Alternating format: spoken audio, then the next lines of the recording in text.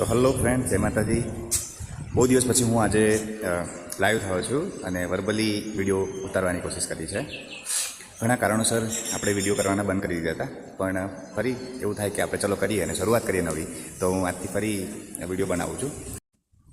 તો વચ્ચે મેં ફેસબુક પર શેર કર્યો હતો કે જે નેચરલ આર્કિટેક્ચર, જે પક્ષીઓ હોય છે, જે એમનો માળો ખુદ જ બનાવે છે અને પોતાની મહેનત પર બનાવે છે અને એટલું સુંદર બનાવે છે કે જે આપણે હાથથી બનાવી નથી શકતા।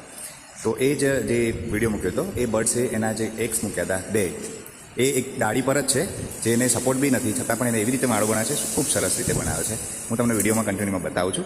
અને જે બે ઈંડા મૂક્યા હતા, એ ઈંડા આજે હેચિંગ થઈ ગયા છે, મતલબ ફોડી દીધા છે અને બે સુંદર સુંદર નાના નાના ક્યુટ ક્યુટ બે બચ્ચા બી આવી ગયા છે। તો હું તમને વિડીયો નાની એમથી ડાળી છે, જ્યાં કોઈ બીજો સપોર્ટ નથી, ત્યાં એને મસ્ત સુંદર માળો બનાવ્યો છે અને એ માળા પર બેસીને એને મસ્ત બે ક્યુટ ઈંડા મૂક્યા હતા અને હાલ તમે જોઈ શકો છો કે બે સુંદર નાના અમથા બે બચ્ચા આવી ગયા છે, જે શાંતિથી બેઠા છે। તો હું અહીંથી હવે ખસી જઈશ, કેમ કે એની મધર અહીંયા જ ઉડ ઉડ કરે છે અને આ ઝાડ ઉપર એને મસ્ત માળો બનાવ્યો છે। અમારી હોસ્પિટલના ગ્રાઉન્ડમાં આવેલું છે તગડીનું ઝાડ, એના ઉપર એની મધર આસપાસ ઉડ્યા કરે છે, એટલે એને આપણે નહીં કરીએ। અને આવી જ રીતે જોઈએ કે એક સુંદર પક્ષી એ પણ એના બચ્ચાઓની સારી રીતે કેર કરી અને ખવડાવી પીવડાવી અને સંભાળ રાખીને એ મોટા કરતી હોય છે। તો આપણે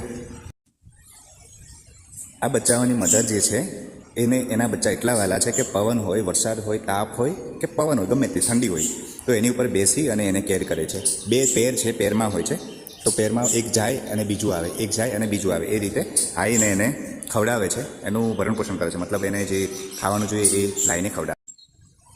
અને બીજી વાત કે ઓલમોસ્ટ કુદરતનો નિયમ છે કે જે ચણ લેવા જાય છે, એ ચણ લાવવાની જવાબદારી શાયદ એના ફાધરની છે।